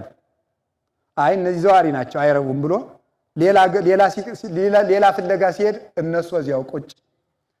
ሊጸልዩ ሊያድሩ ሲፈልጉ ምን ያደርጋሉ? ብዙ ቀን ጸለይን እስኪ ዛሬ እንረፍ ይላሉ። አይ እነዚህ እንቅልፋም ናቸው ብሎ ሌላ ፍለጋ ሲሄድ እነሱ ጸሎትን ሲያንገበግቡት ያድራሉ። በተቃራኒው እያወጉ ሰይጣን እቅዳቸውን ሳያውቅባቸው ለቅድስና በቅተው 58 ዓመት በተጋድሎ ጸንተው ኖሩ። እኛ እኮ እየለፈለፍ አንድ ነገር ገና ሳንጀምረው እንለፈልፍና ሰይጣን ያበላሸዋል። ክርስቲያን ማለት ደልዳላ የተረጋጋ ጽሙና ህዳት ያለው ህዳት።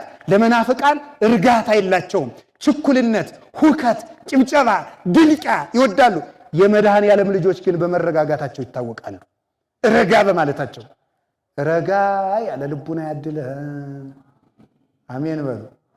እንዴ አፍን እንደመጠበቅ ያለ ነገር የለም። አንድ የቅኔ መምህር አሉ። አሁን ኢትዮጵያ ካሏት ትልልቅ አባቶች መካከል አንዱ ናቸው። የኔታ ጥበቡ ይባላሉ። እና አንዱ ሂዶ እባክዎት የኔታ ጥይት እንዳይመታኝ የሚያደርግ መጠበቂያ ይድገሙልኝ ይላቸዋል። ነው አሉት። አዎ። እምሰጥን ትቀበላለህ? አዎ። ከጥይት የሚጠብቅ አፍ ነው አሉት። ቅዱስ ዳዊት ምን አለ? ላፌ ጠባቂ አኑርልኝ። እስኪ በሉ አንድ ጊዜ ሁላችሁም ላፌ ምን አኑርልኝ አለ? ጠባቂ አኑርልኝ። ከመከራ የሚጠብቅ አፍ ነው። ዝም ብሎ ስራ መስራት እሱ ክርስቶሳዊነት ነው። በዚህ ወቁት ነገ እንዲህ ይሆናል፣ የዛሬውን እንድናደርጋለን፣ የዛሬ ዓመት እንዲህ አይባልም። ዝም ብሎ መስራት እንድንሰራ እግዚአብሔር ይርዳን። ወሬኛነታችን እግዚአብሔር ያስወግድልን። አንድ ነገር ንገራችሁ።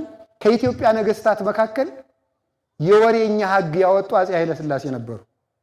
መጀመሪያ አፄ ኃይለ ሥላሴ ወደ ስልጣን እንደመጡት ያወጡት የመጀመሪያው ሕግ የወሬኛ ሕግ ነው። ወሬኛ ሰው ከየትኛውም የኢትዮጵያ ሕገ መንግስት እኔ የዛሬውን ሊኖረው ይችላል። ወሬኛ እንዲህ ብሎ ይቀጣ የሚል እኔ አላነበብኩት።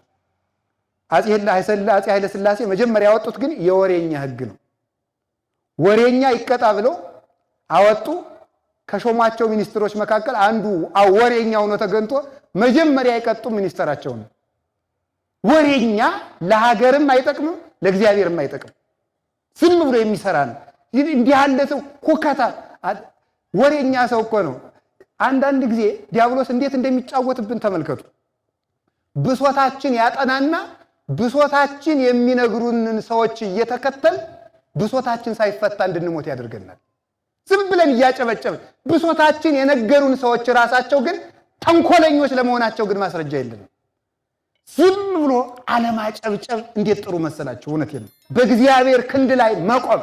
ለምን ትታፈቅሩ ከንቱ ወታሐሰተ? ለምንድን ነው ይዟችሁ የማይቆምን ግድግዳ የምትደገፉት? ተሰብሮ የሚሰብራችሁን ለምን ትደገፋላችሁ?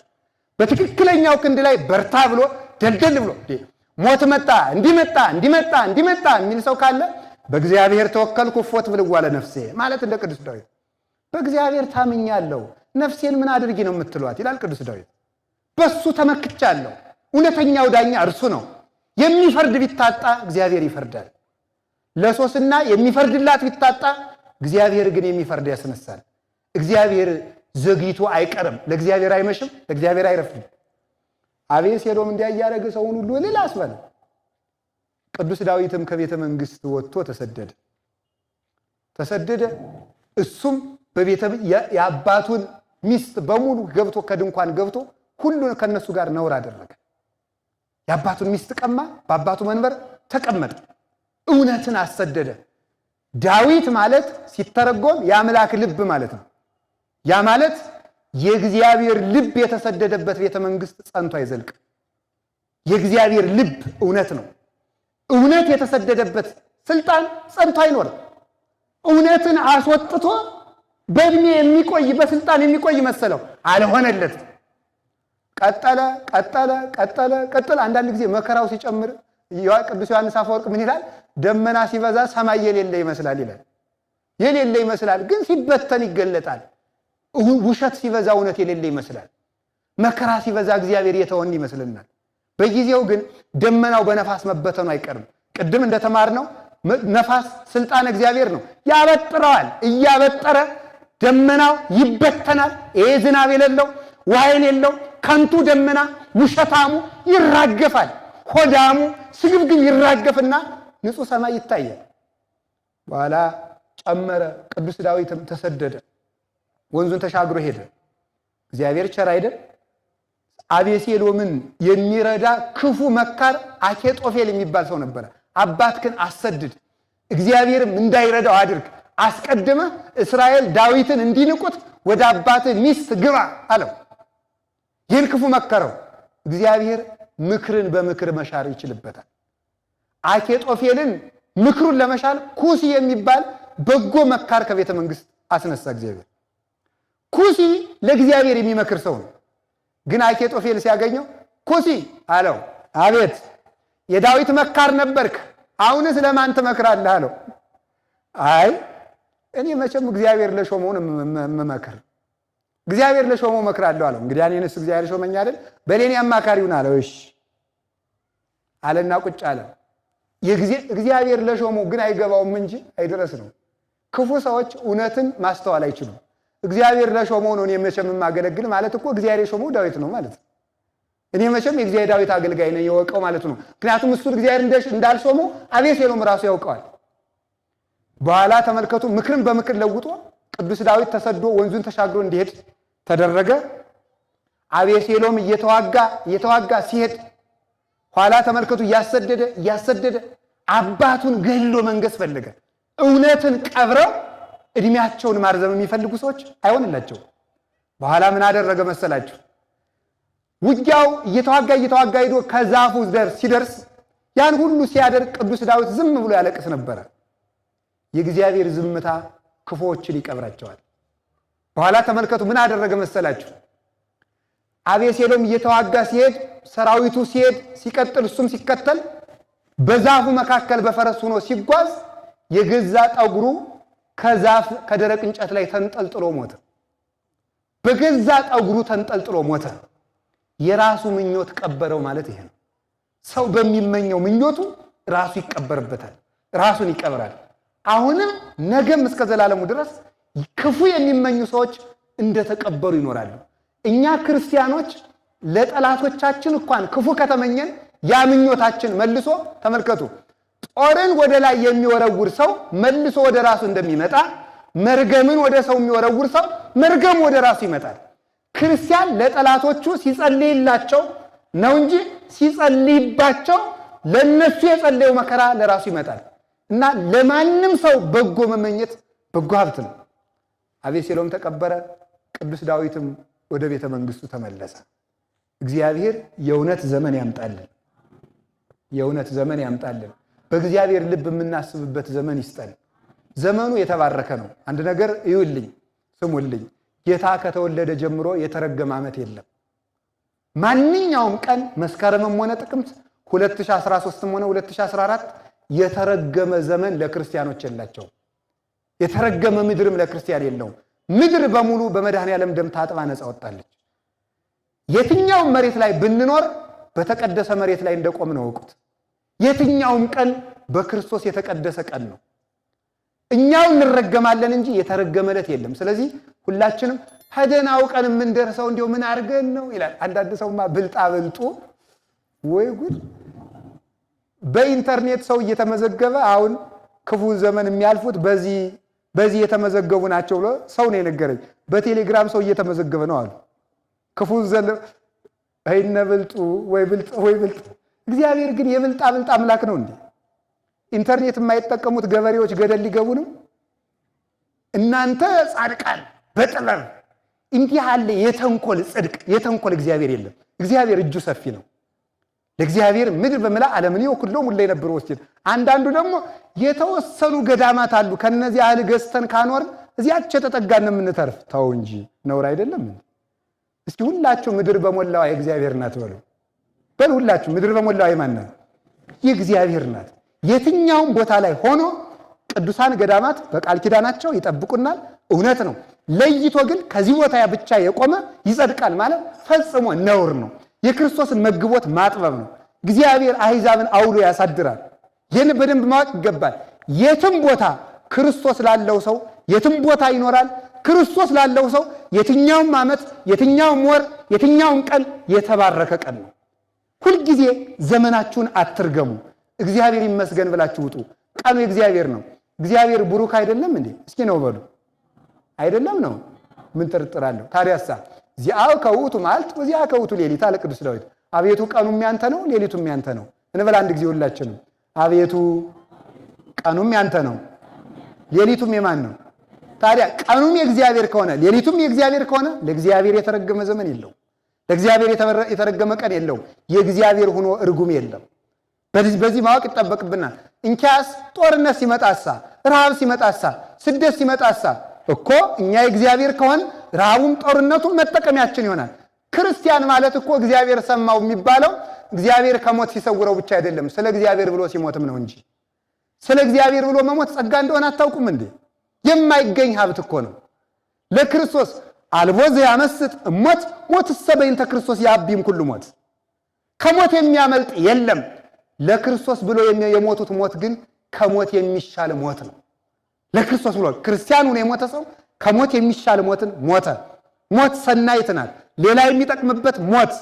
በተለይ ሳይበድሉ የሞቱ ሕፃናት ንጹሕ መስዋዕቱ ነው ከኛ ስሬት ይሰጥ ዘንድ መድኃኔዓለምን በቅንው ወልድከ በስቁል ወልድከ ብለው አብ ወልድ መንፈስ ቅዱስን ለምነው በፈሰሰው ደም ብለው ለምነው እነዚህ ንጹሕ ሕፃናት ሆነው የታረዱ ሕፃናት ሕዝብን የሚጠብቁ እነዚህ ናቸው በእውነቱ ማለት ነው።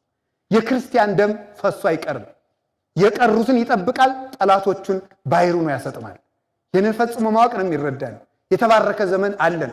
ዘመን ተመልከቱ፣ ለክፎች ያነሳቸዋል፣ ይጠላቸዋል። በዘመን መኖር ይቻላል። ዘመን እንዳይዘምንብን እኛ በዘመኑ እንድንዘምንበት ሆነን ከኖርን እኛ ዘመነኞች ነን። ዘመን የማይቀልድብን፣ ዘመን የማይጫወትብን ብረት ክንፍ አውጥቶ እየበረረ ሰው ወደ ጉድጓድ ወረደ እኮ። ይገርማቸዋል። ብረት አውሮፕላን አሁን ብረት ነው፣ አፈር ነው። እሱ አውጥቶ ባሪያ እግዚአብሔር የተፈጠረ ሰው ግን ወርዶ እስከ የት ድረስ እንደወረድ ንገረን ካላችሁ ኳስ በማድነቃችሁ ብቻ ይበቃችኋል። አሁን እግዚአብሔርን የሚያደንቅ ሰው የሚንከባለል ድንቡልቡል ሲያደንቅ አያሳዝንም? እኔ እውነቴን ነው ማለት ሰው በኳስ ሲደባደብ አሁን ይሄ እኮ ይሄን ዘን እኮ ነው ክርስቲያኑ ሞልቶ እግዚአብሔር ይመስገን የሚባለው። እኔ ይቅር በሉኝ ሰው ማመስገን ስለማልወድ ነው። ለምን መሰላችሁ? ጌታ ሲመጣ እንዲያመሰግናችሁ ስለምፈልግ ነው። እግዚአብሔር እንዲያመሰግነን ሰው ባያመሰግነን ይሻለናል ብዬ ነው እንጂ የተባረካችሁ ስትመጸውቱ ይሄው ታግሳችሁ በጨለማው ስብከት እየሰማችሁ ማለት እንደዚህ ያለምን ይጠቅማል? ትቢያው እንዲራገፍ ነው እንጂ ደህናውማ ደህና ነው። ደህና ጎናችንማ ይቀጥል፣ እግዚአብሔር ያውቅልናል። ክፉ ትቢያችን ግን እንዲራገፍ ስለምፈልግ ነው። ስለዚህ ሰው ወርዷል። ሰው እግዚአብሔርን ብላ ቢባል ቅጠል እየበላ ነው። ሰው ወርዶ ሰው አንድ ምርጥ ስም አለን፣ ሰው የሚባል እግዚአብሔር ያወጣው ስም። እግዚአብሔር ያወጣውን ስም ስተን እኛ የራሳችን ስም እያወጣን ተበላልተን ልናልቅ ነው። ወርደን የት እንደደረስን ተመልከቱት። ከመላእክት መንጋ እንድንጨመር ብንጀምር የየራሳችን መንጋ እያቋቋም ቤተክርስቲያን እንኳን ገብተን እስከ መገነጣጠል እንደርስ ነው። ይሄ ነው ሰው መውረዱ የሚባለው። መልካ እግዚአብሔር መጥፋቱ፣ ልልና ሃይማኖት መጥፋቱ፣ በጎ ሕሊና መጥፋቱ ነው። እና እግዚአብሔር በጎ ዘመን ያምጣ ሲባል እኛን በጎ ያደርገን ማለት ነው። እኛን በጎ ያደርገን ነው እንጂ የተረገመ ዘመን ስላለ አይደለም። ዳዊት በዚህ ተመለሰ፣ አቤሴሎም ተቀበረ። ይሁዳን የቀበረው ምኞቱ ነው። ምኞቱ ቀበረው። 30 ብር ይሁዳን ቀበረችው። 30 ብር ናት የቀበረችው። ገንዘብ እንዳይቀብራችሁ ተጠንቀቁ። ገንዘብ ይቀብራችኋል፣ ክፉ ነው። ለትምህርት ብላችሁ ወጣችሁ የቀራችሁ ስንቶች ናችሁ? ዲግሪን ስጨርስ ማስተርሴን ስጨርስ ወዘተርፈ ፒኤችዲ ተምሬ እያላችሁ በዚያው ተቀብራችሁ የቀሩ በጣም ብዙ ሰው አለ።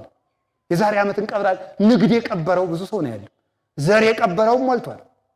ዘር የቀበረው ከማይሞተው ዘር ወጥቶ የሚሞት ዘር የሚቆጥር የማይሞት ሕያው ዘር ክርስቶስ ነው። ያን ትቶ ሟች ዘሩን እየቆጠረ በዘር ማቀፍ ተቀብሮ ይቀራል። የዘር መቃብር የተጫነው አለ። ትዳሩ መቃብር የሆነበትም አለ። ደና ወጣት ሳለ ደና የነበረው ሲያገባ የተቀበረም አለ። እና ተመልከቱ፣ ያቺ 30 ብር ደመወዝ የቀበረውስ የለም፣ ዕውቀት የቀበረውም አለ። ድሮ ተማሪ ሳሉ ደና የነበሩት ከፍ ብሎ በማመራ ደግሞ እኮ ትምህርት ብላችሁት እኮ ነው ያን ትምህርታችሁ ነው። እኔ እውነቴን ነው። እስቲ ኤቢሲዲን የምታውቁ እጃችሁን አውጡ። ይቅር ባሉኝ እንደው በሞቴ አውጡ። ኤቢሲዲን የተማራችሁ በጣም ጥሩ። ኤ ማለት ምን ማለት እንደሆነ የምታውቁ እጃችሁን አውጡ። አንድ ካለ እኔ እሸልማለሁ። አዛኝ ኤ ማለት ምን ማለት እንደሆነ የዩኒቨርሲቲ መምህርም ሊሆን ይችላል። ኤን አታውቋትም። አዛኝ ኤ እኔ ሀ ማለት ምን ማለት ነው ብትሉ ይነግራችኋለሁ። ተመልከቱ፣ ሀለወቱ ለአብ ቅድመ ይትፈጠር ዓለም፣ የእግዚአብሔር ከዓለም መፈጠሩ ነበረ ማለት ነው። ሀ ማለት እግዚአብሔር ሀሎ ማለት ነው። እግዚአብሔር ዓለም ከመፈጠሩ በፊት ነበር ማለት ነው። ኤ ማለት ግን አይታወቅም። ይችን እንዲያው ፊደላችሁን ሳታውቁ እኮ ነው ተምረን ዲግሪ ያለን ምን አለን እያላችሁ የምትበጠብጡ አገር የምትበጠብጡ ማለት ነው። በማታውቁት ዕውቀት አገር የምታምሱ ሞልታችኋል። እውነቴን ነው። በማናውቀው ዕውቀት ድንቁርና ነግሶብን ያለን ማለት ነው። አወቅን መስሎን እየተበላሸን ያለን የወሬ ጥርቅም እንጂ የእውቀት ጥርቅም የሌለን ስንቶች ነው። የወሬ የሚረባ ጠብ የማይል ህዝብ የማይጠግብ ዕውቀት የያዘ ራሳችን እንኳን ያልተለወጥንበት። አንዳንድ ጊዜ እንደው እኮ ይገርማል። ትምህርታችሁን ሰብስቡትና እንደው የተማራችሁን 1ኛ ዲግሪ፣ 2ኛ ዲግሪ፣ 3ኛ ዲግሪ እንደዚህ ብላችሁ ቁጠሩና እናንተ ዲግሪዎች እኔን ምን አረጋችሁ ብላችሁ ተወዱ። ሌባ አረጋችሁኝ ካላችሁ ከስራችኋል ማለት። ትምህርት ሌባ ካረገ፣ ትምህርት ነፍሰ ገዳይ ካደረገ፣ ትምህርት አመንዝራ ካደረገ፣ መማር ድንግል ሊያረግ ሲገባው መማር አመንዝራ ካደረገ፣ ተሳዳቢ ካደረገ፣ ጋጠወጥ ካደረገ ትምህርት ነው አይደለም። ለዚሁ ትምህርታችን ትምህርት የቀበረው ብዙ ነው። አወቅን ቤተክርስቲያኒቱ እንደዋላ ቀር ፊደል እንኳን ለማታውቁበት ለተማራችሁ ትምህርት እንኳን ዕውቅና ለሌላችሁ ለዚህ እንኳን ተማርን ብላችሁ በእውቀት በሳይንስ እያመካኛችሁ የጠፋችሁ ብዙዎች አላችሁ። ስለዚህ 30 ብር እንዳይቀብረን እግዚአብሔር ይጠብቀን። እውነት እንገራችሁ፣ ይሁዳ ሙት ከማንሳት ደረጃ ደርሶ 30 ብር ቀበረችው። የፈለገ ቅዱስ ብትሆን ገንዘብ የምትወድ ከሆነ ይቀብርሃል። የፈለገ አስቀዳሽ ብትሆን ቆራቢ ብትሆን ገንዘብ የሚወድ ሰው ገንዘብ ሳይቀብረው አይቀርም። አምላክን ያሸጠ ገንዘብ ነው። ዛሬም እኮ ክርስቶስ ይሸጣል እኮ 30 ብር ግድ ብሩ 30 ብር ነው እንጂ 5000 ብርም ይሸጣል፣ 50000 ብርም ይሸጣል፣ ሐውስጥ መዳሪም ይሸጣል። እግዚአብሔር እየተሸጠ ነው። እንዲያውም ሊቃውንት ምን ይላሉ? ይሁዳ አንዱን አካል ሸጠ። ይሁዳ ወልድን ይሸጥ፣ አንተ መንፈስ ቅዱስን ከሸጥከው እኩል እኮ ናችሁ ይላል። መንፈስ ቅዱስ ክህነት መንፈስ ቅዱስ ነው። ምንኩስና የመንፈስ ቅዱስ ጸጋ ነው። ሰባኪነት መንፈስ ቅዱስ ጸጋ ነው።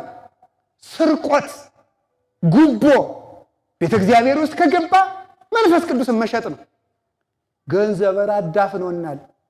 የትቢያ መራገፍ አለበት። ዛሬ እኮ እግዚአብሔር በገንዘብ እግዚአብሔርን ይኸውላችሁ ጸሎታችን አሁን ተደምሮ ቢተረጎም ወይ አብላኝ ነው ወይ ጠብቀኝ ነው። የሌለው ጠብቀኝ ነው የምንፈራው። አንድ ጊዜ ጌታ መምህር አሉት እንጂ 5 እንጀራ አበላና ሲያበላቸው እናንግስ ሲሉ ተሻግሮ በዚያ መዶ ሄደ። ሲሸገር ሲሄድ እየሮጡ መምህር እንደው ጠፍተን እኮ ነው አሉት። አማን ብለክሙ አኮ ዘተሐስሱኒ በእንተ ዘሪክሙ ታምራተ አላ በእንተ ዘበላይክሙ ወጸገብክሙ ህብስተ። እውነት እላችኋለሁ አሁን የምትበልጉኝ ስለበላችሁ ነው አላቸው። ተገበሩን ከሳኮ ለመብል ኃላፊ ለማይጠፋ ምግብ አትድከሙ። አላ ለመብዘ ይነብር ለሕይወት ዘላለም ዘይወክሙ ለጓለ መሕያው። የሰው ልጅ ለሚሰጣችሁ ለዘላለም ምግብ ድከሙ፣ አስቀድሙት። የሚቀድመውን አስቀድማችሁ ድከሙ አላቸው። ኧረ እንግዲያስ እንደዚህ ያለ እንጀራ ካለ ስጠን አሉት። ደግሞ በጅብ ቆዳ የተለጎመ ከበሮ ሲመቱት እንብላው ይላል። የሚያወጣው ድምፅ ማለት የተለጎመ በጅብ ቆዳ ነው። የእንብለው ሆድ የእንብለው መጽሐፍ የሆድ ጠበቅ ብድግ አደረጉና ኧረ እንግዲያስ እዚያ እንጀራ ስጠን፣ የሕይወት እንጀራ እኔ ነኝ አላቸው። ዞር ብለው ሄዱ። ተወርረው ሄዱ። ክርስቶስ ነው እንጀራ ሲባል ቀረ። ጥቅም ፈላጊ ክርስቲያን ጥቅም ሲያገኝ ክርስቶስን መሸጥ ይጀምራል። ቅደም ተከተሉ በነገራችሁ ላይ ሀብታም መሆን ከፈለጋችሁ ሀብትን ንቁት። ተመልከቱ፣ ዘይሐስሶሙ ተመልከቱ ለክብራት ይጎይያ እምኔሁ ከመጽላሎት ይላል መጽሐፍ። ክብርን የሚከተል ሰው እንደ ጥላ ሲሸሹት ይኖራሉ። አሁን እኔ ወደዚያ ልዞር እናንተን ትቼ አልዞርም እንጂ አሁን ጥላዬ ወዴት ነው? ወደዚያ ነው አይደል? ብከተለው ይቀርበኛል ይሸሻል? ምዕመናን ንገሩኝ። አቤት እንደዚያ ነው። ክብርን ከተከተልከው ገንዘብን፣ ንግድን፣ ስልጣንን ከተከተልከው ይሸሻል። እንደገና ደግሞ ተመልከቱ ከናቅከው ግን ይከተላል። ከናቅከው አሁን ይውላችሁ ወደ ጥላዬ መሄድ ከጀመርኩ መሸሹ ነው። ወደ ብርሃን ስመጣ ግን ጥላዬ ይከተላል። ወደ ክርስቶስ ስንሄድ ዓለም ትከተልናለች። ሀብቱም ንብረቱም ጤንነቱም ይከተላል። ከሱ ስንርቅ ግን እነሱም አብረው ይርቃሉ። ነሰ ወለጥ መስራቱ ለእግዚአብሔር አለ ሊቁ። እኛ እኮ አገላበጥ ነው አለ። አገላበጥ ነው። ምኑን አገላበጥ ነው? እሱም አስቀድማችሁ መንግስቱንና ጽድቁን ፈልጉ አለ። እኛ ግን ኋላ ሌላው ይጨምራል ቢለን መጀመሪያ ጭማሪውን በማድረጋችን ወበይንተ ዘይንረክብ ለዛቲ ወይለን ታክቲ ስላገላበጥ ነው። የሰማዩን ያዙና የምድሩን ልጨምራችሁ ቢለን የምድሩን ለያዝና የሰማዩን እጨምራለሁ የሚል የተዛባ ቅደም ተከተል ስላመጣን ኢንረክብ ለዛንቲ የምድሩንም አናገኘው ወይለን ታክቲ የሰማዩንም አናገኘው። እንደታወክ እንኖራለን አለ። አስቀድሞ እግዚአብሔርን መፈለግ እንዴት ያለ መሰላችሁ? ፍላጎት ይቀብራል። ዓለምን የሚፈልግ ሰው በአዳኞች ውሻ ይመሰላል ይላል አንድ የቤተክርስቲያን ሊቅ። የአዳኝ ውሻ ታውቃላችሁ? የአዳኝ ውሻ ትምህርቴን እየጠቀለልኩ ነው። የአዳኝ ውሻ ሁለት ችግር ይገጥመዋል። አያሳዝናችሁ? የአዳኝ ውሻ ምንድን ነው?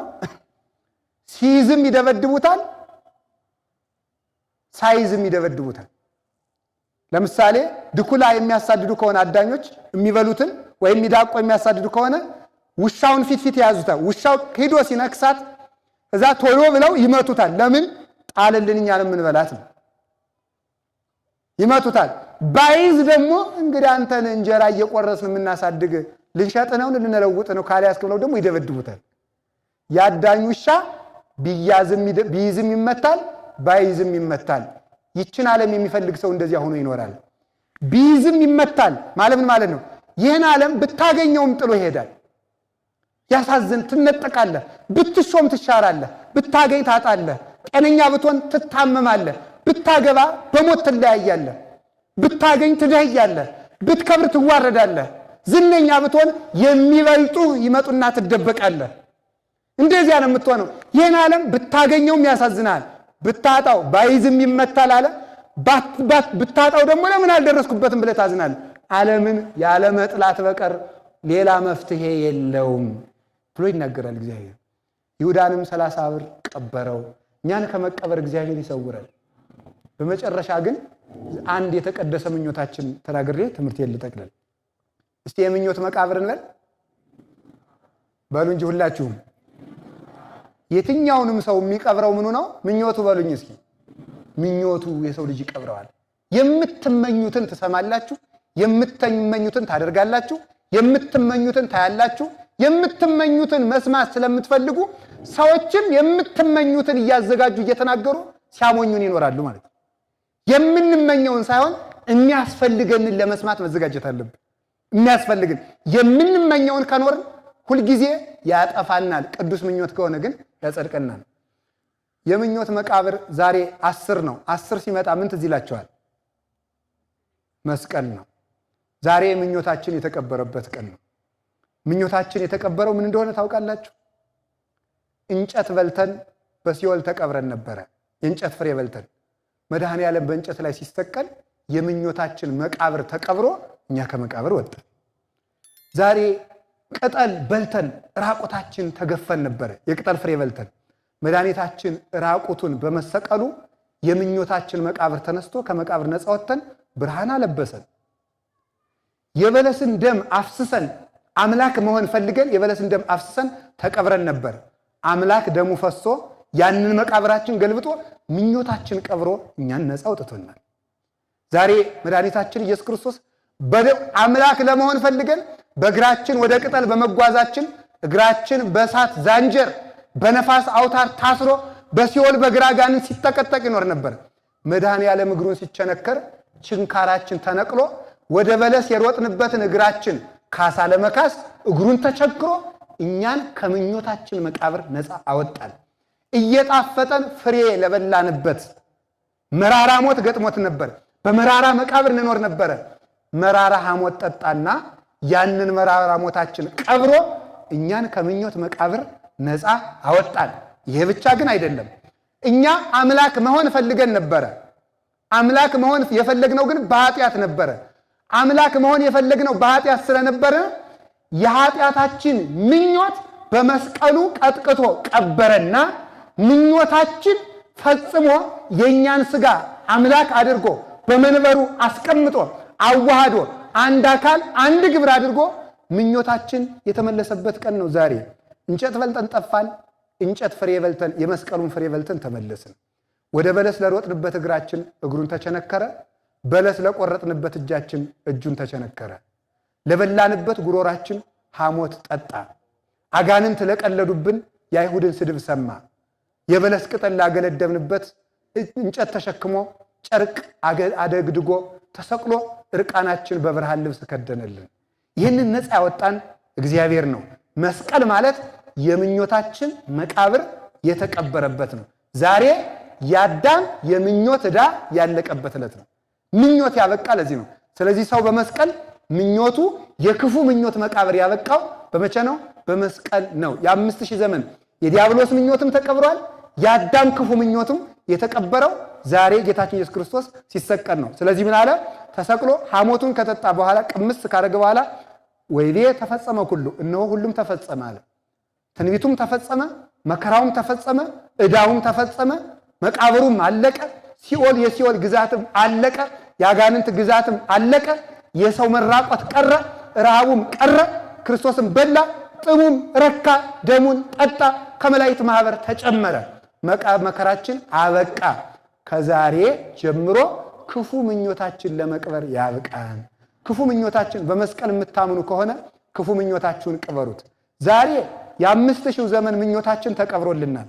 አሁን እኛ ዛሬ መቅበር የሚገባ ምንድን ነው ካላችሁን፣ ይህን ክፉ ምኞታችን በንስሐ መቅበር ይገባናል። የምንቀብርበት መቃብር ምኞታችን ሲቀበር መቃብር ተከፍቶ ነፃ እንደወጣን ዓርብ ምኞታችን ቀበረው፣ እሁድ እኛን ነፃ አውጥቶ ከሲኦሉ ነፃነት የነፍሳችን ነፃነት ዓርብ 11 ሰዓት አወጣን። የስጋችን ነፃነት እሁድ ከመቃብር ሲነሳ ነፃ አወጣን። ምኞታችን ቀበረና የመቃብርን ሸክም አቀለለልን። የሞትን መውጊያ አወለቀልን። ከዛሬ ጀምሮ ሞት መርዙን እንደተፋ እባብ ጥርሱ እንደወለቀ አንበሳ ሆኗል። የሞትን መውጊያ መድኃኔዓለም አውልቆ ሞት በእኛ ላይ ስልጣን የሞት ጥርሱ የወለቀ አንበሳ የዝንብ መጫወቻ እንዲሆን የሞትን መውጊያ ክርስቶስ አውልቆታልና ሞትን ከዚህ በኋላ እንዳንፈራው ክርስቶስ አብነት ሆኖናል። የትንሣኤያችን በኩር የምንለው ስለዚህ ነው። ስለዚህ ዛሬ ምኞት የተቀበረበት ነው። ዛሬ ሁላችሁም ምን እንድትወስኑ ፈልጋለሁ? ክፉ እቅዳችሁን እንድትቀብሩት። ለሰው ያሰባችሁት ክፉ እቅድ ከሆነ ለማንኛውም ሰው ለብቶ ተብሎ ለተጠራ ሰው ክፉ እቅድ ካላችሁ ያንን እንድትቀብሩት። ለትዳራችሁ፣ ለጉረቤታችሁ፣ ለሚስታችሁ፣ ለባሎቻችሁ የጎነጎናችሁት ክፉ ምኞት ካለ ያንን ቅበሩት። ለማንኛውም ሰው የመከራችሁ ዛሬ በመስቀሉ ኃይል ይዣችኋለሁ፣ ቅበሩት። ዛሬ ሁላችሁም የዕዳ ደብዳቤያችሁን ከነገ ሰኞ ጀምሮ ሰምታችኋል፣ አልሰማንም አትሉም። የዕዳ ደብዳቤያችሁን በምኞት የጻፋችሁትን የዕዳ ደብዳቤ ሁላችሁም ከሚቀርባችሁ ቤተክርስቲያን ንስሐ አባት ይዛችሁ የምኞታችሁን ዕዳ ቀብራችሁ በትንሣኤ እንድትነሱ በእግዚአብሔር ስም አሳስባለሁ። ያስተማረን እግዚአብሔር ክብር ምስጋና ይግባው። ስብሐት ለእግዚአብሔር ወለወላዲቱ ድንግል ወለመስቀሉ ክቡር።